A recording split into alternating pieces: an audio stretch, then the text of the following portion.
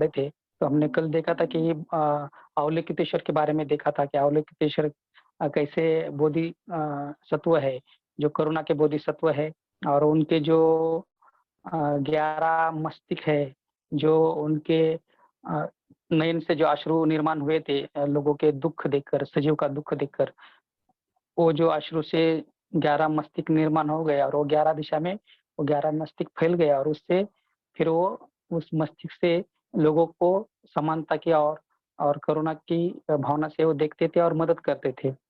और उनके जो हाथ जो दिखाई दिए है कि वो सहस्त्र बाहु यानी कि बहुत सारे हाथ है उनको, सहस्त्र बाहु कहा गया है उनको और उस हाथ से वो मदद करते हैं। ऐसा अवलोकितेश्वर का रूप हमने कल देखा था, जो बोधिसत्व करुणा का बोधिसत्व का प्रतीक है और वो करुणा से लोगों को मदद करता है। फिर हमने देखा था कि उसी को हमने इस त्रिरत्न बौद्ध महासंघ को प्रतीक माना है और हम भी त्रिरत्न बौद्ध महासंघ के सभी सदस्यगण, वो धर्मचारी हो, धम्म मित्र हो, धम्म सहायक हो या कोई हितचिंतक हो, हम अभी इस स्थिति में ऐसे ही उस बोधिसत्व के हाथ ही बनकर काम कर रहे हैं और हम ये लोगों को मदद पहुँचाने का काम कर रहे हैं। फिर बोधिसत्व जो है किसी किसी का भी दुःख उससे नहीं देखा जाता, तो वो कोई भी हो, कोई भी सत्व हो जो जीव जन्मा है, उसको दुःख मुक्ति के लिए, उसी निर्वाण प्राप्ति के लिए वो प्रयास करता है, ऐसी हमने बातें देखी थी।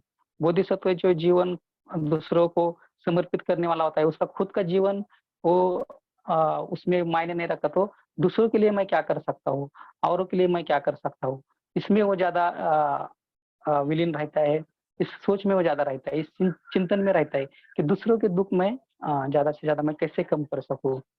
और उसके बाद हमने बोधिसत्व की व्याख्या भी देखी थी, बोधि क्या है और सत्व क्या है, इस शब्दों को हमने देखा था। बोधि यानी हमने देखा था कि जो अ जो कि बुद्धत्व के गुण है या जो बुद्धत्व की जो बातें देखी थी हमने और सत्व जैसे कि जीव, इसको भी हमने देखा था। फिर बोधिचित्त कैसे निर्माण आता है 2 मार्ग में, जो मार्ग जो हमारे आचार्य शांतिदेव ने जो मार्ग सप्तंग पूजा का बताया था, उसके सप्तंग पूजा के भी अंग हमने देखे थे।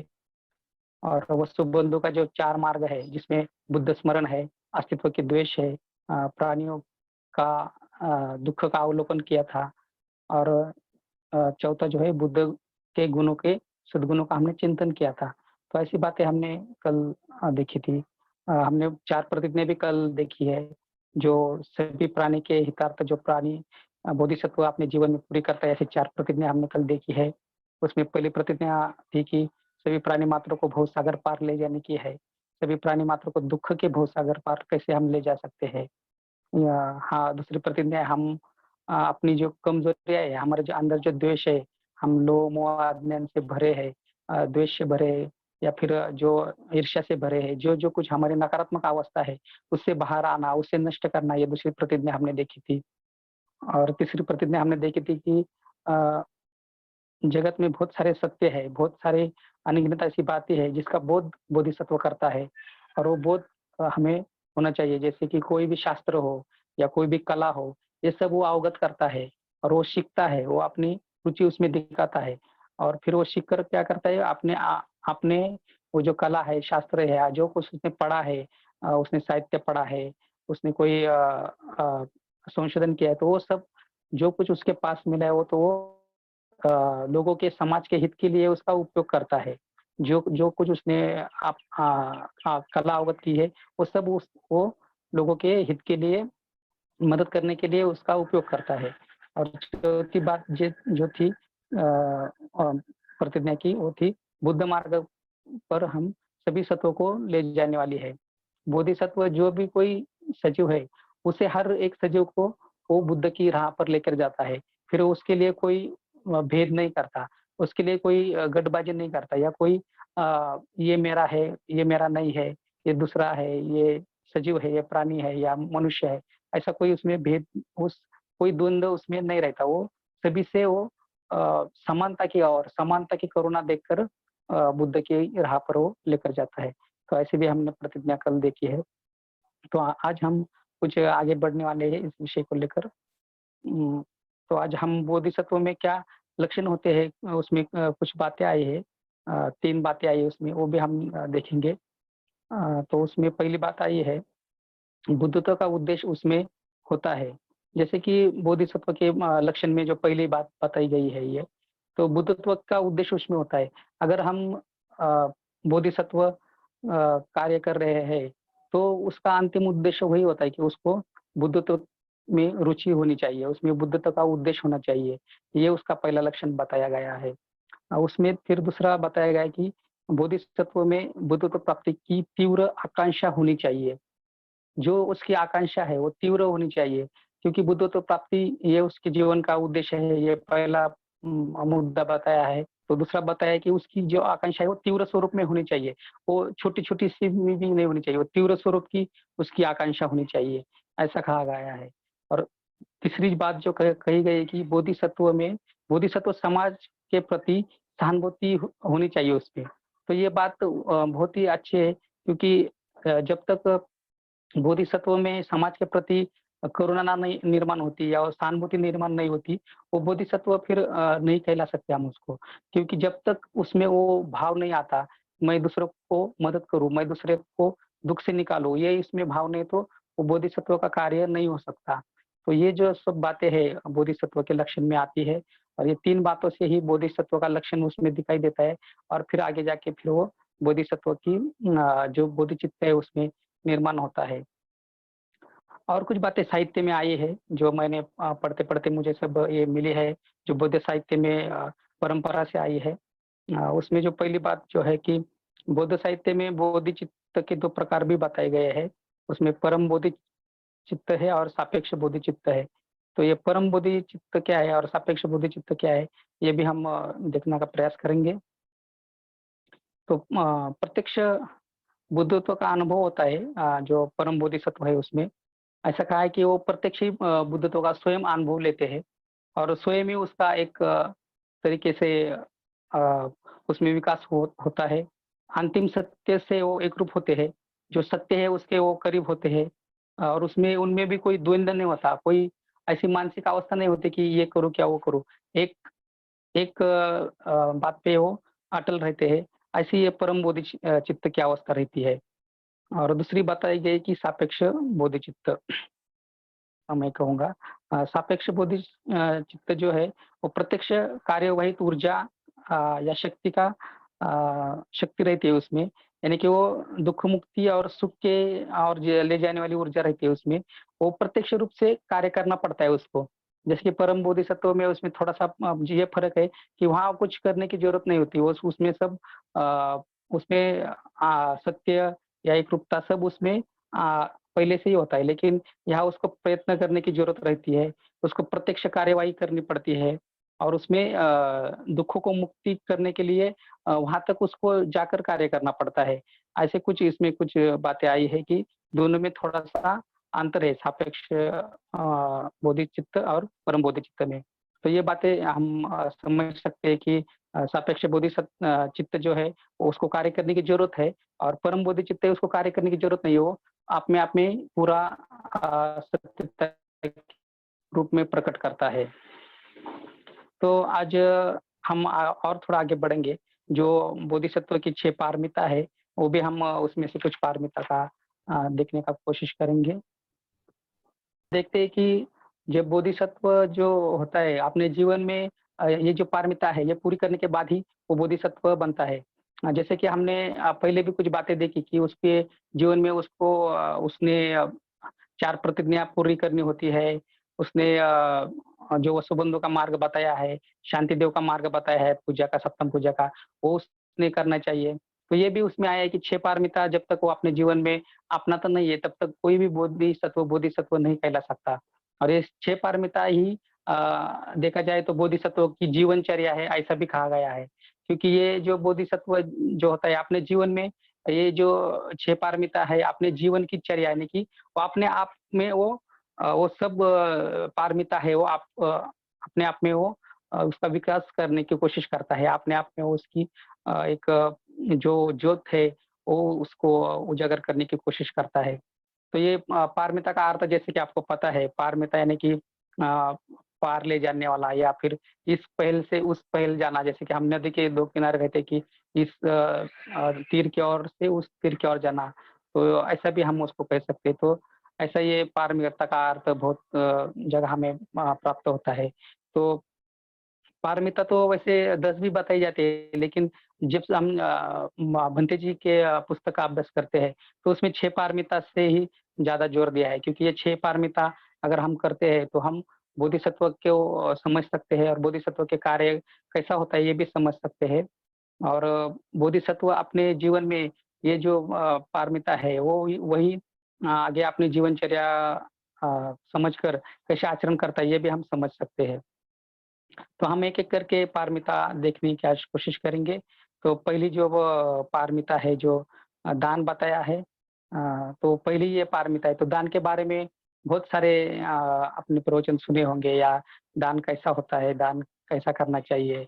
तो इसके बारे में बहुत सारे लोग कहते रहते हैं, दान क्यों करना चाहिए? जब हम दान विषय को अभ्यास करते हैं तो हमको पहले ही बताया जाता है कि हमारे में जो तृष्णा, लोभ होता है, वो कम करने के लिए हमें दान करना चाहिए।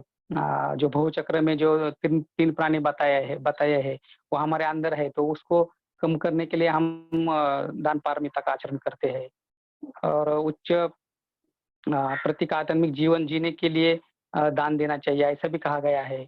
दान देने से हमारा हृदय और मन एक होना चाहिए कि हमारे मतलब ऐसा नहीं होना चाहिए कि हम दान दें मतलब शरीर और मन से दान देना चाहिए, ऐसा कहना चाहिए था कि शरीर और मन से हमने दान देना चाहिए, क्योंकि कभी-कभी हमारे मन में होता है और कभी-कभी हम नहीं देते, ऐसा भी होता है। तो ये दान देते समय हमें खुली तरह से वो एकदम अपनी मुक्तता से देना चाहिए, ऐसे कि हम जो शब्द कहते हैं कि मुक्त हस्ते दान देकर मैं मेरा शरीर शरीर शुद्ध करता हूँ। तो ये मुक्त हस्ते दान देना यानी कि अपनी पूरी अस्तित्व के साथ दान देना चाहिए। मैं दे रहा हूँ ये जागृति के साथ दान देना चाह रहा दे रहा हूँ। ये जो बातें दान के लिए आई है, दान के बारे में और एक बात तो ओल्ड विंटमन जो है एक कवि है, जो भंते जी ने उस किताब में भी उनका ज़िक्र किया है। तो वो कहते हैं कि मैं जब देता हूँ तो खुद को ही देता हूँ। तो ये बहुत महत्वपूर्ण शब्द उन्होंने वहाँ लिखे हैं। मैं जब किसी को कुछ देता हूँ तो मैं खुद को देता हूँ।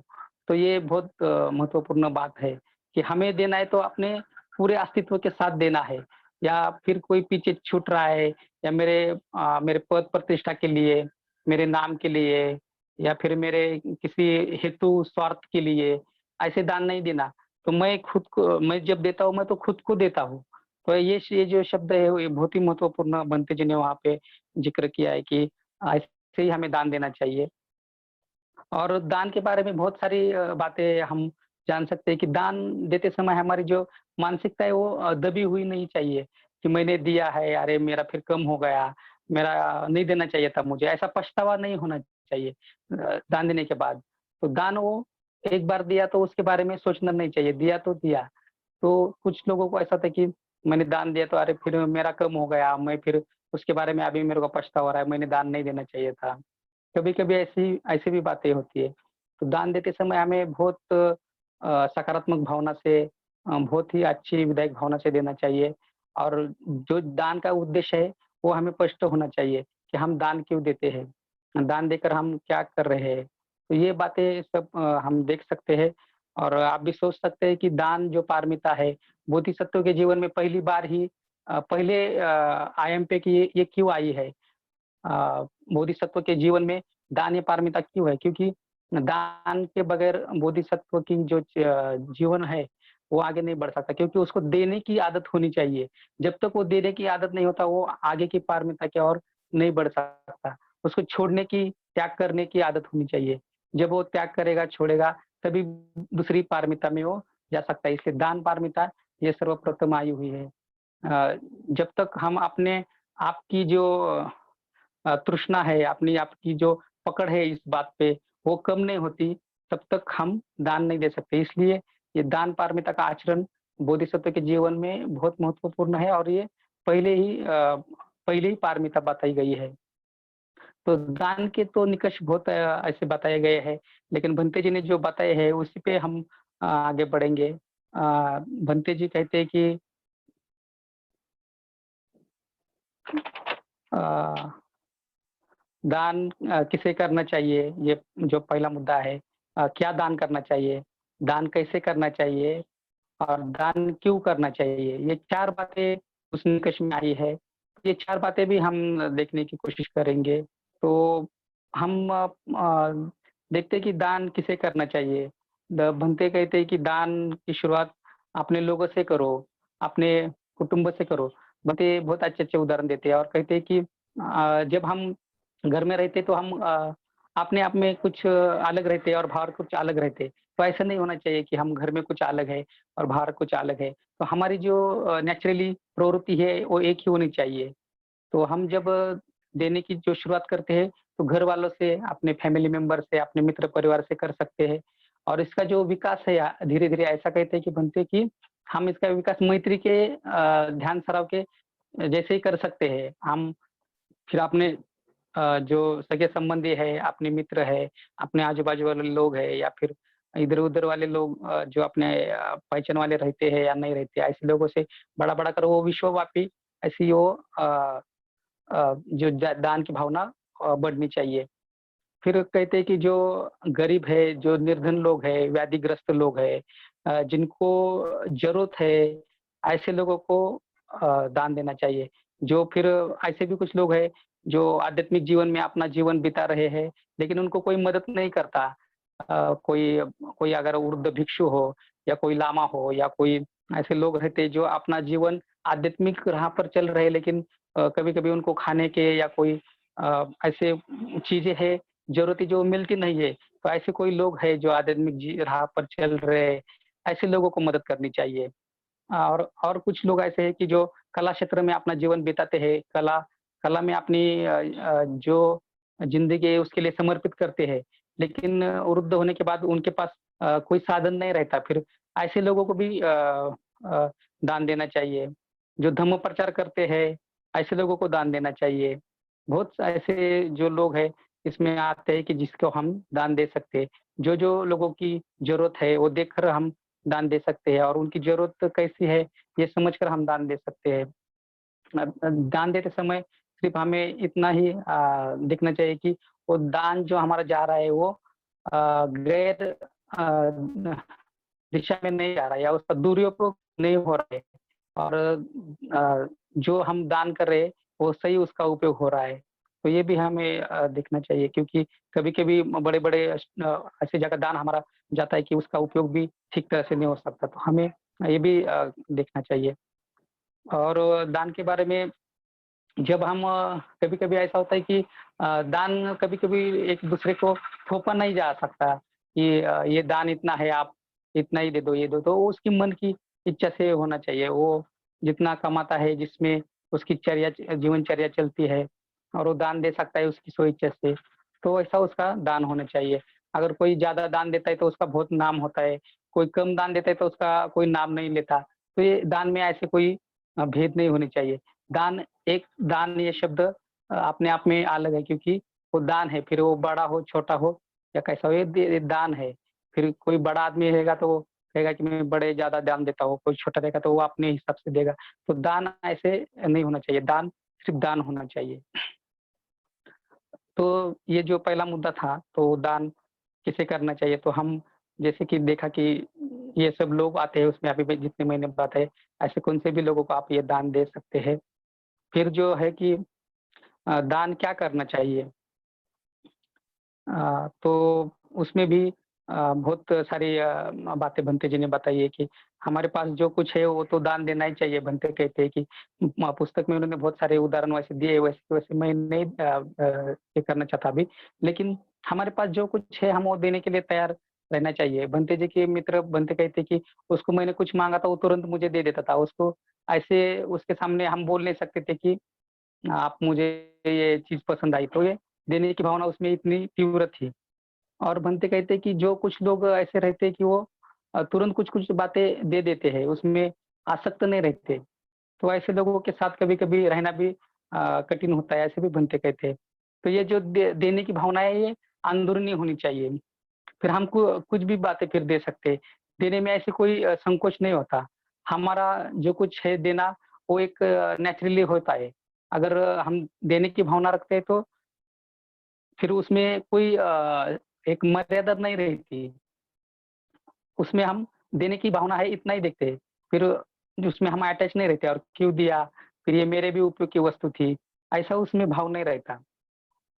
तो हम जो भौतिक वस्तु है, वो दे सकते हैं। जो भंते जी ने पहले ही उसमें भौतिक वस्तु में कुछ भी हम भौतिक वस्तु दान दे सकते हैं, ऐसा कहा है। उसमें फिर अपना अन्न, वस्त्र, निवारा से लेकर जो भौतिक वस्तु है, कौन-सी भी आप उसमें दे सकते हैं।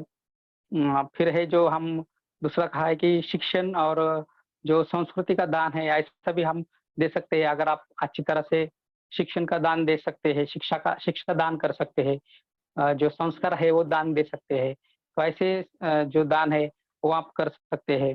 अ, और वो अपना जो और एक कहा गया है कि अभयदान जो है, जो हम देखते हैं कि अभी हमने अभय सूक्त पढ़ा था, जो प्रतिनिधित्व नहीं रहता, तो उसमें देखा था कि अभयदान कैसा रहता है कि वह अभय सूक्त में हमने देखा था कि अभय देना यानी क्या है। तो जब हम लोगों को भयावस्था में मदद करते हैं, जैसे कि अभी ये कोरोना की स्थिति शुरू है और इसमें बहुत सारे लोग काउंसलिंग का काम कर रहे हैं, एक दूसरे को मदद कर रहे हैं, एक दूसरे को समझने की कोशिश कर रहे हैं। तो ये जो सब बातें तो ये अभय दान में आ सकती है। एक दूसरे को सहारा देना, एक दूसरे को मानसिक तौर पर ऊँचा उठने की मदद करना, ये अभयदान में आता है। तो इसके लिए आप देख सकते हैं कि अभयदान हम एक दूसरे को कैसा अभय दे सकते हैं। फिर जो आता है कि उसमें बोधिसत्व की कथाएँ बहुत आती है, उसमें जो प्राणदान कहा गया है या फिर अलग-अलग बातें उसमें आती है। डायरेक्टली तो ये मुश्किल हो सकता है, लेकिन जो हम रक्तदान है, ऐसी बातों में देख सकते हैं या फिर जो कुछ जो प्राणदान के बगैर भी हो सकते हैं, ऐसी कुछ बातें आती हैं जब किसी को हॉस्पिटलाइज़ की जो मदद होती है और उसमें कुछ उनको जो कुछ बातें ज़रूरतमंद पड़ती है, तो ऐसे में हम उसको मदद कर सकते हैं। तो ये बहुत मतलब उससे मदद करने का तरीका हो सकता है क्योंकि जैसे कि बोधिसत्व की कथाएँ जैसे हम पढ़ते हैं, जब मैं पढ़ता हूँ तो कभी-कभी लगता है कि बोधिसत्व का जो जातक कथा है उसमें अलग-अलग तरीके से वो प्राणदान की कथाएँ आई है। भिक्षु को जब वाघ मिला जंगल में और कहा गया है कि उसको भूख लगी तो उसने अपना शरीर दे दिया या फिर उसका मांस दे दिया। तो ऐसा जो कथाएँ आती है तो कभी-कभी लगता है फिर ये बातें हमारे लिए कठिन हो सकती है। लेकिन जो कुछ आसान है उस तरीके से हम इस दान को फिर देख सकते हैं। अम उसके बाद जो दान बताया है कि पुण्यदान बताया है, जो कुछ हम अपनी कुशल कर्म के द्वारा जो पुण्य हमें मिलता है, जैसे कि सप्तंग पूजा के 7वें अंग में जो हम अपना जो 7वाँ अंग कहते हैं कि जो कुछ पुण्य कर्म मैंने किया है, वो सभी मैं प्राणी के हितार्थ त्याग देता हूँ। वही बात यहाँ पुण्यदान में आती है। अपना जो अच्छा कर्म है, वो हम औरों के लिए या सभी सत्वों के लिए समर्पित कर सकते हैं और सर्वश्रेष्ठ दान देने के बातों में जो बात आई है, वो धम्मदान कहा गया है। सर्वश्रेष्ठ दान जो है धम्मदान। धम्मदान से बढ़कर कोई दान नहीं ऐसा कहा गया है। और ये जो दान है वो सभी प्राणी के सुख के लिए, हित के लिए हो सकता है। इसलिए हमें जब तक मौका मिले, तब तक हम धम्म प्रचार-प्रसार करें या धम्म देशना दे या धम्म लोगों को बताए जो हमें मिला है। हम धम्मचारी है, धम्म मित्र है। हमें कुछ ज्ञान मिला है वो लोगों तक ज्ञान पहुँचाना आज बहुत मुश्किल हो रहा है क्योंकि आज की स्थिति में लोग बहुत बार धम्म सुनने के लिए भी तैयार नहीं हो रहे। लेकिन जब तक उनको धम्म नहीं मिलता तब तक वो दुःख से बाहर आने के लिए तैयार नहीं हो सकते। क्योंकि हम देखते हैं कि हम कितने प्रवचन का आयोजन करते हैं, शिविर का आयोजन करते हैं। हम बहुत से लोग जुड़ते हैं, लेकिन वो सभी के सभी उसमें अपने धम्म परिवर्तन के लिए या अपना मन परिवर्तन के लिए तैयार नहीं होते। तो हमें जब तक आखिरी जीव इस कहते हैं कि धरती पर रहेगा उसको उस तक धम्म पहुँचाने की ज़िम्मेदारी है बोधिसत्व की। तो ये धम्मदान जो है वो हमें करते रहना चाहिए।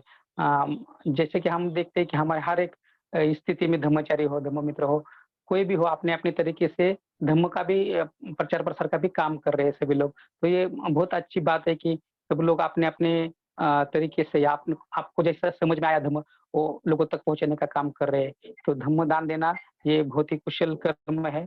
ऐसा है। तो उसके बाद जो आता है कि दान कैसे करना चाहिए, जो तीसरा मुद्दा आया है।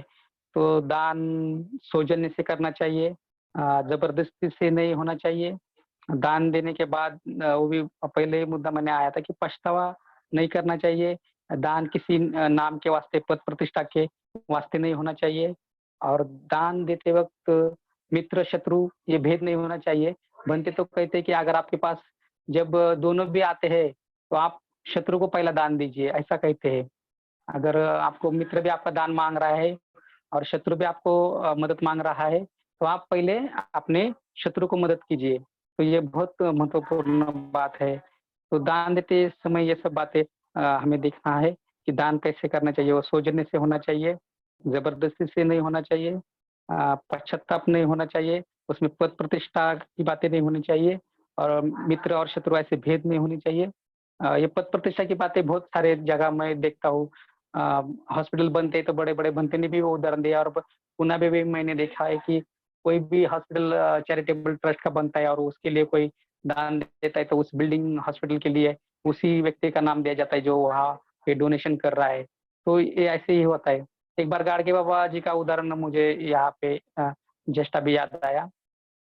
गाडगे महाराज जो थे, जो महाराष्ट्र के बहुत बड़े से संत होके गए हैं और वो गाँव-गाँव में स्वच्छता अभियान चलाते थे और वहाँ जाके वो साफ-सफाई करके फिर प्रवचन देते थे उनके और प्रवचन भी उनके वो गानों के माध्यम से ही होते थे ज़्यादा से ज़्यादा। तो उनके पास बहुत सारे लोग दान देने के लिए भी आते थे कि गाडगे महाराज आप हमारा दान लीजिए और आपका समाज कार्य आगे बढ़ाइए। तो ऐसे एक व्यक्ति उनके पास एक बार गए और उन्होंने कहा कि गाडगे महाराज मैं आपको कुछ कुटिया और कुछ स्नान गृह और कुछ टॉयलेट बाथरूम ऐसी सब व्यवस्था करके दूँगा। आप मुझे बताओ क्या कहाँ करना है, को कैसे करना है सब। तो गाडगे महाराज जी ने उनको बता दिया कि इस गाँव में मुझे इतने-इतने कुटिया और उसके साथ टॉयलेट बाथरूम चाहिए। और फिर उसने बनवा लिए 4-5 कुटिया, 4-5 टॉयलेट बाथरूम और उसमें से फिर कुछ दिन बाद गाडगे महाराज उस गाँव में चले गए और वहाँ रहने लगे और फिर उसमें से 4 कुटिया खुली थी शायद और 1 कुटिया शायद बंद थी और उसमें उसकी चाबी टॉयलेट बाथरूम की वगैरह उसमें उधर नहीं थी। तो फिर गाडगे महाराज ने उस व्यक्ति को पूछा कि इधर 4 ही 5 कुटिया है लेकिन 4 ही कुटिया खुली है और 1 की चाबी नहीं है, उधर टॉयलेट बाथरूम भी बंद है, तो ऐसा है और हम यहाँ पे आए हैं। तो उन्होंने कहा कि वो मैंने मेरे लिए रिज़र्व रखा है, मैं कभी आता हूँ तो वहाँ रहता हूँ तो वो मेरे लिए मैंने दान दिया है वो सब। तो मेरे दान में भी मैं उधर मेरा वो कुटिया मेरे लिए मैंने रिज़र्व रखी है। तो ऐसा कहते हैं कि असल में गाडगे महाराज ने वो सब दान उसको वापस लौटा दिया, क्योंकि दान की कोई रिज़र्वेशन या कोई ऐसी बातें नहीं होनी चाहिए। इतना गाडगे महाराज को पता था। गाडगे महाराज कुछ पढ़े लिखे नहीं थे। वो अपने प्रवचन से ही लोगों का प्रबोधन करते थे और ऐसा कहते हैं कि बाबा साहब भी उनका प्रवचन सुनते थे। जब बाबा साहब उनके सामने बैठते थे, तो गाडगे महाराज कहते थे कि जो आपका उद्धार करने वाला जो व्यक्ति है, वही मेरे सामने बैठा है। तो ऐसा बाबा साहब के बारे में गाडगे महाराज कहते थे। तो ये जो बातें आई हुई है तो उससे पता चलता है कि दान की जो भावना है, कोई रिज़र्वेशन नहीं रहता, कोई कंडीशन नहीं रहती, तो एकदम नेचुरली या देने की भावना है या फिर मैं 4 रूम दे रहा हूँ तो उसमें से फिर मेरे लिए एक रिज़र्व रखूँगा, ऐसी बातें नहीं रहती। तो देने की भावनाएँ ऐसी एकदम मुक्त हस्ते से होनी चाहिए। तो ये बात गाडगे महाराज को पता थी इसलिए उन्होंने उनका दान कहते हैं कि वापस दे दिया। तो हम अ दान क्यों करना चाहिए? इस चौथे मुद्दे की ओर बढ़ते हैं। तो जैसे कि अलग-अलग धर्मों में दान की अलग-अलग व्याख्या की गई है और धर्म ग्रंथों में भी बहुत जगह अलग-अलग बातें आई है।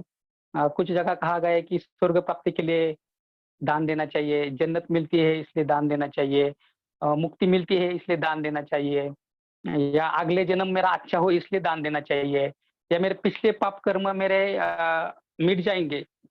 मेरे जो पिछले का पाप कर्म है वो मिट जाएँगे, इसलिए दान देना चाहिए। तो ये सब जो दान की अलग-अलग जो विचारधारा है, जो आती है, ये अपने बौद्ध धर्म में नहीं बैठती। क्योंकि बौद्ध धर्म जो है वो जैसे कि प्रैक्टिकल है, जो प्रैक्टिकल बातें देखता है कि बोधिसत्व दान जो पारमिता है वो भी प्रैक्टिकल देखता है। तो हम डायरेक्टली कहते हैं कि हमारा लोभ कम करने के लिए ही हम दान देते हैं। हमारी जो तृष्णा है, हमारी आसक्ति है, वस्तु के प्रति जो हमारा अ अ, अटकाव है, जो हमें रुकता है, उसको कम करने के लिए हम दान देते हैं। ये हमारी डायरेक्टली शिक्षा है। तो ऐसी शिक्षा या ऐसी कोई बातें इतर दान के बारे में ग्रंथों में या धर्म ग्रंथ में नहीं आती। तो दान देने की बहुत सी बातें उनकी जो है वो कर्मकांड पर या फिर पुनर्जन्म पर या स्वर्ग प्राप्ति पर या फिर जन्नत प्राप्ति पर या मुक्ति पर आधारित है। तो ये बातें यहाँ पे हम यहाँ पे ये दिखाई नहीं देती। तो हम डायरेक्टली कहते हैं कि हम अपने आप की तृष्णा कम कर रहे हैं, मैं मेरा लोभ कम कर रहा हूँ, मेरी आसक्ति कम कर रहा हूँ, इसलिए मैं दान दे रहा हूँ। तो निर्वाण प्राप्ति के लिए मैं दान पारमिता कर रहा हूँ। तो ये सब बातें हम देख सकते हैं कि दान क्यों करना चाहिए? तो हमारी तृष्णा, हमारी आसक्ति कम करने के लिए, हमारा लोभ कम करने के लिए। तो ये बातें दान के बारे में यहाँ तक आई हुई है। तो हम दूसरी पारमिता की ओर जाएँगे, जो शील कहा गया है, जो दूसरी पारमिता है शील। तो शील के बारे में जैसे कि आप देखते हैं कि बाबा साहब ने शील के बारे में कहा है कि जो शील है अपने नीति यानी धम्म और धम्म यानी नीति ऐसा भी कहा गया है उसके बारे में। तो शीलों के बारे में जैसे कि हम देखते हैं कि हमारे जीवन में जो पंचशील है हम शुरुआत में अपनाते हैं। जब हम दशशील उपासक बनते हैं तो उसको हम ब्रह्मचारी की दीक्षा कहते हैं, तो उसमें दशशील आते हैं। और जब हम बोधिसत्व की दीक्षा ग्रहण करते हैं, तो उसमें बोधिसत्व के भी शील आते हैं, जो 64 शील बताए गए हैं। और जब हम अनागारी की दीक्षा ग्रहण करते हैं, तो उसमें और शील बढ़ते हैं, जब हम अनागारी की दीक्षा ग्रहण करते हैं। या फिर हम भिक्षु सामनेर की दीक्षा ग्रहण करते हैं, तो उसमें और कुछ शील बढ़ जाते हैं। भिक्षु की दीक्षा ग्रहण करते थे और कुल शील बढ़ जाते हैं। तो ये ऐसी शीलों की जो श्रृंखला है जो हम बढ़ते हुए देख सकते हैं। लेकिन जो बुद्ध की शिक्षा में जो पंचशील जो आए हैं, जो अपने अ, गुरुत जीवन के लिए, या हम कहते हैं कि हम घर में रहकर भी उसका आचरण कर सकते हैं। ऐसे जो पंचशील उन्होंने बताए हैं, वो अपने जीवन में परिवर्तन करने के लिए या सुखी जीवन जीने के लिए किसी भी गृहस्थ को वो काफ़ी है, ऐसा बुद्ध ने कहा है। वो पंचशील का आचरण करके भी अपने जीवन में अपने जीवन परिपूर्णता तक लेकर जा सकता है। ऐसे बहुत सारे उदाहरण बाबा साहब ने, भगवान बुद्ध और उनके धम्म के ग्रंथ में दिए हुए आपने पढ़े होंगे। कोई भी व्यक्ति, साधारण व्यक्ति अपने जीवन में पंचशील का पालन करके वो अपने जीवन को परिवर्तित कर सकता है, अपने जीवन में परिवर्तन ला सकता है। ऐसे पंचशील उन्होंने बताए हैं। तो ये जो शील जो है, शीलों को समझने के लिए 3 बातों का ज़िक्र भंते जी ने किया है। तो मुझे लगता है वो भी बातें मुझे बतानी चाहिए, और ये जो शील है वो तो उसके बारे में भी बोलना चाहिए। तो ये जो शील जो है, जो कि जैसे कि पंचशील है, दशशील है या बाकी के भी शील है। तो मुझे लगता है कि ये जो किताब में जो भंते जी ने जो बताया अलग तरीके से कि हम किस तरह से शीलों का आचरण अलग तरीके से उन्होंने बताने की कोशिश की है। तो उसको हम पहले जानने की कोशिश करेंगे, और फिर जो ये सील जो है, फिर उसको भी हम देखने की कोशिश करेंगे। शायद मुझे लगता है आज इतना ही हो सकता है, फिर कल फिर हम बाकी का जो भाग है वो देख सकते हैं। तो बंते जी ने जिसमें जो 3 बातें बताई कि शील को समझने के लिए 3 बातों को विवरण किया है या 3 बातें रखी है, उसमें उन्होंने पहला रखा है कि उन्होंने फूड जिसको हम अन्न कहते हैं, जो हम अन्न खाते हैं, उसके बारे में ज़िक्र किया है बंते जी ने। और फिर उसके बाद उन्होंने ज़िक्र किया है कि उपजीविका जो हमारा कार्य होता है, उसका ज़िक्र किया है। और तीसरी बात भंते जी कहते हैं कि जो विवाह पद्धति है, इसके बारे में भंते जी कहते हैं। तो ये जो तीनों बातें हैं, इससे भंते जी शीलों का कैसा संबंध देखने की कोशिश करते हैं। अब भंते जी उसको कैसे देखते हैं, ये हम देखेंगे। तो अन्न प्रत्येक व्यक्ति की ज़रूरत है, या फिर जो हम देखते हैं कि उससे वो शारीरिक संतुलन बनाए रखने के लिए हमें अन्न की ज़रूरत होती है। और अन्न जो होता है कि हम जब खाते हैं तो उससे हमें ऊर्जा मिलती है, इसलिए हम अन्न खाते हैं। महायान सूत्र कहता है कि माँ जैसे मतलब ये शाकाहार या मांसाहार के लिए ये शब्द आया है महायान महायान सूत्र में। जो कुछ लोग शाकाहार मांसाहार में भेद करना थोड़ा उनको कठिन जाता है, तो उनके लिए ये कुछ बातें आई है जो भंते जी ने स्पष्ट की है। माँ जैसे स्वयं के पुत्र का मांस खाने के लिए कल्पना नहीं कर सकती, वैसे बोधिसत्व सजीव का मांस खाने की कल्पना नहीं कर सकता। ये अच्छा बहुत पूर्ण महत्वपूर्ण वाक्य भंते जी ने बताया है वहाँ पे। जैसे कि कोई माँ अपने बच्चे का मांस खाने की कल्पना कभी नहीं कर सकती, वैसे ही बोधिसत्व किसी सजीव का मांस खाने की कल्पना नहीं कर सकता। ऐसे भंते जी ने कहा है। ये बहुत महत्वपूर्ण बात है, क्योंकि कोई भी सजीव हो, मेरा मेरा मेरा बच्चा हो या फिर सजीव हो, बोधिसत्व के लिए वो एक समान ही होता है, क्योंकि माँ अपने बच्चे को बहुत प्यार करती है, अपने बच्चे के साथ वो रहती है, तो वो कभी ऐसी कल्पना ही नहीं कर सकती कि मैं मेरे बच्चे का मांस कभी खा सकती हूँ। तो उसी तरह की मैत्री, उसी तरह का प्यार हम बोधिसत्व जो है वो अपने सजीवों के प्रति, सत्वों के प्रति देखता है, और वो कहता है कि मैं इनका मांस कभी नहीं खा सकता। और खाने के बारे में बहुत सारी बातें फिर से भी आई हुई है। अन्न खाने का उद्देश्य हमारा क्या होना चाहिए? तो अन्न खाने का उद्देश्य यही होना चाहिए हमारा कि हमें अपने शरीर को उससे ऊर्जा मिलेगी, हमारे शरीर स्वस्थ रहेगा, हमारा शरीर निरोगी रहेगा, इसलिए ही हमें अन्न खाना चाहिए। नहीं तो आज अन्न खाने का जो ढंग है, वो पद्धति है, वो बदल गई है, और उससे फिर शारीरिक व्याधि बढ़ गई है। जो खाने की जो लोगों की आदत है, उससे ही बीमारियाँ बढ़ती है। आपको पता है कि जो कुछ अभी संशोधन चल रहा है, या फिर बहुत से अपने कुछ ब्रह्मचारी भी उससे वर्कशॉप लेते हैं, या कोई डॉक्टर वर्कशॉप लेते हैं, तो यही कहते हैं कि अपनी जो खाने की जो आदतें हैं, उससे ही बहुत सारी बीमारी हमारे शरीर के अंदर बढ़ रही है। तो ब जब भी ग्रंथों में या ऐसी कुछ बातें आई है कि भिक्षुओं को बुद्ध ने भी जब बताया कि कैसे क्या खाना चाहिए, हम कैसे क्या जो उसका स्वाद है कैसे लेना चाहिए, तो अन्न शांति से खाना चाहिए, जागृति पूर्वक अन्न ग्रहण करना चाहिए। ऐसी अ, ऐसा करने से क्या होता है कि अगर हम ध्यान जागरूकता और शांति से हम खाना खाते हैं, तो ऐसा कहा गया है कि हमें ध्यान के लिए उसकी मदद होती है। हमें ध्यान करने के लिए भी उसकी मदद होती है, क्योंकि अ, जब हम खाना खाते वक़्त बहुत जागरूक रहते हैं, तो बहुत ही एक अपनी मानसिकता जागरूक रहती है, और उसका उपयोग हम ध्यान के लिए भी कर सकते हैं। तो ये बहुत महत्वपूर्ण बात मुझे कभी-कभी लगता है कि जब हम अ, खाना ही जागृतिपूर्वक खाते हैं, तो ध्यान ध्यान में भी हम फिर उतने जागरूक रह सकते हैं। ये बात मुझे बहुत महत्वपूर्ण कभी-कभी लगती है कि छोटी-सी कृति हम अपना खाना जो है वो जागृतिपूर्वक खाएँ, शांति से खाएँ, तो उसका उपयोग हमें ध्यान में भी हो सकता है। तो जो खाना है वो हमें जो हेल्दी खाना है वो खाना चाहिए।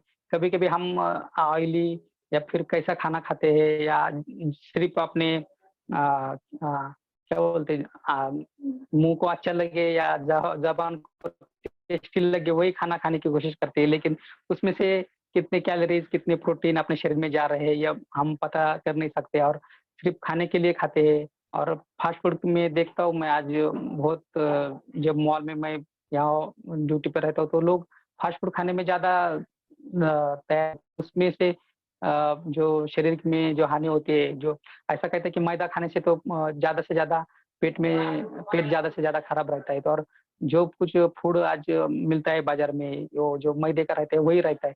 तो ये जो सब बातें हैं, तो खाने के बारे में हमें केयर लेनी चाहिए, ध्यान देना चाहिए, और खाना हम कैसा खाते हैं, कैसा ग्रहण करते हैं, संतुष्टि से ग्रहण करते हैं क्या, शांति से ग्रहण करते हैं क्या, और उसका उपयोग मेरे शरीर को हो रहा है क्या? और जब मैं जागरूक के साथ खाता हूँ, तो उसका उपयोग मुझे ध्यान में हो रहा है क्या? ध्यान करते वक़्त उसी जागृति से फिर मैं रहता हूँ क्या? फिर जिस जागृति से मैं खाना खाता हूँ, उसी जागृति से मैं ध्यान करता हूँ, तो ये बातें मेरे ध्यान में आ रही है क्या? इसके लिए आप थोड़ा-सा चिंतन भी कर सकते हैं, या फिर आप उसका सराव भी कर सकते हैं। ध्यान खाते समय आपके मन में जागृति है क्या? और ध्यान करते समय भी आपके मन में जागृति है क्या? और फिर जो आता है उपजीविका या हम जो कार्य करते हैं उसके बारे में कहा गया है कि अ, हम बहुत व्यस्त रहते हैं अपने जीवन में। बहुत अपने भाग-दौड़ के जीवन में व्यस्त रहते हैं और अपने आप की तरफ भी हम देखते नहीं। फिर यहाँ भी फिर वही बातें आती है, अगर हम ज़्यादा भाग-दौड़ करते हैं, अपने आप की तरफ ध्यान नहीं देते, फिर वही बीमारियाँ अपने आप में हमें शुरू हो सकती है। और फिर हमारा शरीर फिर उसी में फिर रह सकता है। उसी काम में लगा रहता है। हम 8-8, 10-10 घंटे वही काम करते रहते हैं और उसका परिणाम हमारे ऊपर होता है। ये भी बहुत बातें सारी आती है कि जो लोग कंपनी में एक मशीन पे 8 घंटे खड़े होके काम करते हैं या फिर कोई ऐसे लोग रहते हैं कि जो बहुत देर तक कंप्यूटर के सामने बैठकर काम करते हैं। तो ये सब उनकी जो काम की वजह से जो स्ट्रेस आता है या फिर उनके फिर बॉडी पे उसका परिणाम होता है। ये सब बातें उपजीविका के इस कार्य में आती है। और कुछ लोग इतने व्यस्त रहते हैं कि उनको अपने जीवन में नवनिर्मित करने के लिए समय नहीं मिलता। फिर वो अपना अगर वो आध्यात्मिक जीवन जी रहे हैं या फिर आध्यात्मिक जीवन नहीं जी रहे, लेकिन वो खुद की तरफ अपने नवनिर्मित की तरफ नहीं देखते। सिर्फ़ पैसा कमाना, सिर्फ़ उपजीविका चलाना, सिर्फ़ काम करना, इसी में अपना वक़्त बिताते हैं और बहुत सारा पैसा कमाने के पैसा जमा करने में ही अपनी जो उम्र है वो बिता देते हैं। फिर उनकी जो उम्र इतनी हो जाती है कि फिर उसके बाद वो कुछ कर नहीं सकते। फिर आध्यात्मिक जीवन जीना है, फिर भी वो जी नहीं सकते क्योंकि तब तक उनका जो शरीर है वो साथ नहीं दे सकता। तो ये जो उपजीविका है हमें कैसी करनी चाहिए, किस तरह से होनी चाहिए, उसकी ढाँचा क्या होना चाहिए? अगर मैं आध्यात्मिक जीवन जीना चाहता हूँ तो उसमें से मैं समय निकाल पा रहा हूँ क्या? मेरे नवनिर्मित के लिए, मेरे विकास के लिए, मेरे स्वयं के कुछ डेवलपमेंट के लिए उससे कुछ समय मिल रहा है क्या? ये सब बातें अपने उपजीविका के बारे में देखनी चाहिए।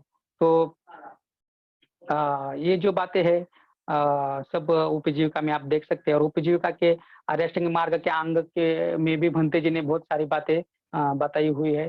तो मुझे लगता है कि ये सब जो बातें हैं वो उसमें आ सकती है। और जो अभी लास्ट पॉइंट जो अभी रहा है कि विवाह संबंध में भी आया हुआ है कि जो ये शिल्पार्मिता है तो विवाह संबंध में कैसे क्या आता है? तो बौद्ध परंपरा में ऐसी कोई मतलब कंडीशन नहीं है कि ऐसा विवाह पद्धति परंपरा है, ऐसा कोई नहीं है। क्योंकि ब बनते कहते हैं कि एक सिर्फ़ रिलेशनशिप है, मानवीय संबंध है और इससे ही हम एक-दूसरे के कैसा करना है वो अपने आप पर डेवलप कर सकते हैं। जैसे कि उन्होंने बहुत सारे उदाहरण भी दिए हैं। फ़ॉरेन कंट्री में अलग तरह से होता है। वहाँ एक साथ ही रहते हैं, फिर शादी वो होती करने की ज़रूरत है तो फिर सोचते हैं। तो ये अपने आप में है क्योंकि ये सामाजिक परंपरा रूढ़ी अपने भारत में अलग तरीके से है, फॉरेन कंट्री में अलग है। लेकिन इसको इतना मतलब विवाह पद्धति ऐसी ही होती है, ऐसा बुद्ध परंपरा में कहीं नहीं आया हुआ है। तो बनते कहते हैं कि जो कुछ विवाह पद्धति है वो जो मानवीय संबंध निर्माण करना इतना ही उसमें है। फिर आप बहुत बड़ा फंक्शन लेकर भी उसको सेलिब्रेट कर सकते हैं या फिर आप दोनों एक साथ कमिटमेंट करके भी कर सकते हैं। तो इसके लिए बनते कहते हैं कि बहुत सारे कुछ बातें करने की या बहुत उसको खर्चा करने की ज़रूरत नहीं होती। कुछ-कुछ लोग तो वहाँ ऐसे ही रह लेते हैं। तो ये बातें सब विवाह संबंध में आती है। तो ये जो बातें हैं जो भंते जी ने शिल्पार्मिता में बताई हुई है कि हमें अन्न कैसा खाना चाहिए, हमें उपजीविका कैसी चाहिए और हमारे विवाह संबंध कैसे होने चाहिए। तो ये विवाह संबंध और ये सब बातें तो हमारे जो शिल्पार्मिता है, इसको जो हम जब देखते हैं, तो इसको देखने के लिए ऐसा लगता है कि ये जो बातें हम देखेंगे, तब लगता है कि आपने जो हर रोज़ जीने वाली बात है, रोज़ हम अन्न खाते हैं, रोज़ हम अपनी उपजीविका चलाते हैं और जो अपनी मैरिज लाइफ़ है, वो भी हम जीते हैं। तो इसमें हम शिलाचरण कैसे बिता सकते हैं? तो मुझे लगता है कि फिर हमें लगता है कि पंचशीलों की जो मदद है, फिर हमें यहाँ पे होती है कि जैसे कि हम देखते हैं कि हम पंचशील को हम देख सकते हैं यहाँ पे कि जो पहला स्किल है कि जो पानातिपाता वीरमणि जो है, जो कि प्राणी हिंसा न करना है, तो उसके विरुद्ध हम देख सकते हैं कि मैत्री भाव का विकास करना है। फिर जो आता है कि आदिने दाना वीरमणि, तो चोरी न करना, तो उसके विरुद्ध है कि हमें दान देना चाहिए। तीसरा जो शील है कि कामेषु वीरमणि, तो उसके जो जो विधायक शील है, जो शांति संतुष्टि का आचरण करना है। और चौथा जो शील है कि हम अपनी वाणी को सत्यवाणी का जो शील है, तो इसके लिए भी हमें फिर सत्य बोलना है, या फिर जो कुछ झूठ बोलना नहीं है। तो ये जो चौथा शील है वो वाणी के जैसे 4 शिला है, लेकिन जो पंचशील में आता है जो सत्यवाचा, वही हम ये आज देखेंगे। और 5वां जो कि सूरा मेरा ये है, जो आपने देखा है कि इससे बहुत सारे परिवार जो है जो बिखर गए हैं, क्योंकि घर में कोई इस सूरा मेरा का आचरण नहीं करता है, तो उस परिवार में बहुत सारी दुखद घटनाएँ होती है और परिवार बिखर जाता है। तो इससे अच्छा है कि हम जो ये शील है उसके बारे में अवगत कराएँ सभी को, और जो सुस्पष्टता है इस शील के बारे में।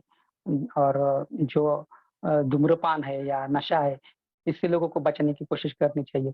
और भी बहुत सारे उसमें फिर प्रकार आ सकते हैं, जैसे कि सूरा मेरा में इतने आज तक सीमित नहीं रहा, तो उसका दायरा बहुत बढ़ता जा रहा है, जैसे कि ड्रग्स से लेकर बहुत सारे बातों तक वो दायरा बढ़ता जा सकता है। लेकिन हमें इन लोगों को बाहर निकालने के लिए सचमुच मदद करनी चाहिए, और ये भी एक बोधिसत्व का कार्य हो सकता है, ऐसा मुझे लगता है। और शायद बहुत सारी बातें इस आई है इस शिल्पार्मिता में। और शिल्पार्मिता जैसे कि एक आचरण का भाग है, वो अपनी प्रैक्टिस का भाग है। और शील यानी कि अपनी नीतिमत्ता है, और धम्म में ही अपना शील है। और बाबा साहब का जो शील, जैसे कि आप देखते हैं कि वो शीलवान व्यक्ति थे। बाबा साहब कहते थे कि लोग मैं पढ़ा लिखा हूँ इसलिए नहीं डरते, तो मेरे आचरण से लोग मुझे डरते हैं। ये बहुत बड़ी बात बाबा साहब ने अपने सामने रखी है। तो बाबा साहब का जो शील है, उनका जीवन चरित्र है, आप देख सकते हैं उन्होंने कैसे अपने पूरे जीवन में शीलों का पालन किया है। और बाबा साहब को हम बोधिसत्व इसलिए कहते हैं कि उन्होंने प्रत्येक पारमिता अपने जीवन में कैसे डाली है, या वो खुद उसमें कैसे उतरे हैं। तो ये आज मुझे लगता है कि दान और शील के बारे में आज मैं बता कर यहाँ रुकना चाहता हूँ, और बाकी की